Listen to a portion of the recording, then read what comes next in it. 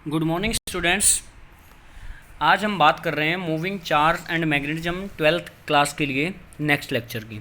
ठीक है, हमने इससे पहले वाले लेक्चर में बात की थी कि एक सर्कल है या कोई सेमी सर्कल है या फिर क्वाड्रेंट है, उसके रिस्पेक्ट में मैग्नेटिक फील्ड निकालने की बात की थी हमने। ठीक है, सेंटर पे।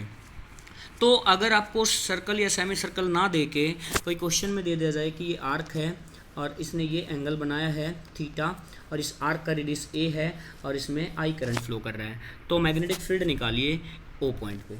ठीक है, आगे समझ में। तो यहाँ से जो एक्सप्रेशन आएगा वो वैलिड होगा फॉर ऑल। ठीक है, यानी किसके लिए, अगर इस थीटा को 360 रख दूँ यानी कंप्लीट सर्कल बना दूँ तो सर्कल का जो रिजल्ट आया था μ0/2 I/a, ठीक है, वो रिजल्ट आना चाहिए। ठीक है, इसको मैं सेमी सर्कल बना दूं यानी थीटा को 180 रख दूं तो भी वही बन जाएगा। ठीक है, तो 180 के लिए जो रिजल्ट आता है उससे मैच करना चाहिए। तो देखिए कैसे निकालते हैं इसको। ठीक है, तो आपको क्या क्या गिवन है, रेडियस दे रखी इस आर्क की ए और मैग्नेटिक फील्ड आपसे पूछ रखा इसने इस ओ पॉइंट पे निकालिए। ठीक है, तो थीटा निकाल के भी ये क्वेश्चन हो जाएगा। देखिए कैसे, ये आपका वही है आर्क है, इसने जो थीटा बनाया है यहाँ पे। ठीक है, इसका एक एलिमेंट कट कर लिया हमने डीएल, क्योंकि हमारे पास अभी तक बायोट सावर्ट लॉ है मैग्नेटिक फील्ड निकालने के लिए। और बायोट सावर्ट लॉ क्या बताता है कि किसी छोटे से एलिमेंट के लिए मैग्नेटिक फील्ड निकालते हैं, उसको फिर इंटीग्रेट कर देते हैं, वो पूरे वायर का या पूरे सर्कल का, सेमी सर्कल का, पूरी कंप्लीट लेंथ के लिए वो आ जाता है इंटीग्रेशन करने के बाद।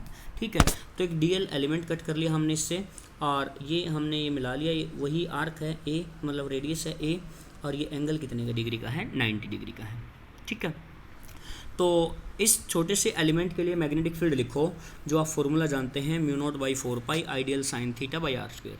थीटा कितने का है, थीटा यहाँ इसके साथ बनता है आपको पता है, तो साइन 90 1 होता है, तो क्या लिखा गया μ0/4 pi I/a square into d l. ठीक है, अच्छा, और नेट मैग्नेटिक फील्ड निकालने के लिए क्या करना पड़ेगा, इसको इंटीग्रेट करना पड़ेगा। आगे समझ, तो B net is equal to μ0/4 pi I/a square into d l. ठीक है, इंटीग्रेशन किसका होगा, डी एल का होगा, बाकी सारी चीज़ कांस्टेंट है, इनको मैंने यहाँ पे बाहर ले लिया है। ठीक है, अब यहाँ पे एक बात देखिए आप, ये जो डी एल एलिमेंट है इसको आप 2πa नहीं लिख सकते, क्योंकि ये एक्सटेंडेड सर्कल नहीं है भाई, आपको तो आर्क दिया है। ठीक है, तो स्टैंडर्ड सर्कल नहीं है, इसको आप 2πa ऐसा कुछ नहीं लिख सकते। तो इसको कैसे लिख सकते हैं वो आपने मैथ में पढ़ रखा है। ठीक है, जैसा कि हम जानते हैं कि कंप्लीट लेंथ है ना जो आर्क की, वो मान लिया एल है हमारे पास और रेडियस उसका ए है, तो हम थीटा को क्या लिख सकते हैं, आर्क बाई रेडियस। आर्क कितनी यानी पूरी लेंथ उसकी एल और रेडियस कितना उसका ए। ठीक है, तो एल की वैल्यू हमारे पास क्या आ गई, ए इंटू थीटा। क्लियर है, बट यहाँ पे जो ये एंगल है ना ये थीटा, ये रेडियन में होना चाहिए। आप ये ध्यान रखना कि आपको पता है कि रेडियन और डिग्री में क्या डिफरेंस होता है। मान लिया आपके पास, मैंने लिखा एग्जांपल 30 डिग्री है आपके पास, ठीक है, उसको रेडियन में आप कन्वर्ट करना चाह रहे हो, तो 30 डिग्री को किस में कन्वर्ट करना चाह रहे हैं, रेडियन में। तो 30 degree is equal to 30 divide by 180 into पाई।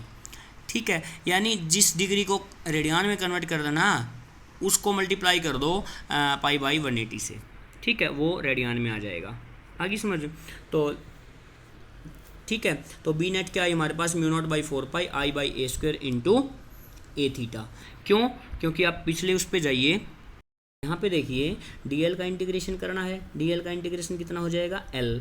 तो l की हमारे पास वैल्यूज़ कितनी, dl का इंटीग्रेशन कितना हो जाएगा, l। तो l की वैल्यू कितनी आई, ए थीटा, तो l की जगह पे क्या रख दिया हमने, l ए थीटा। ठीक है, a से a कैंसिल आउट हो गया, तो बी नेट कितना बचा हमारे पास, μ0/4 पाई I/a इंटू थीटा।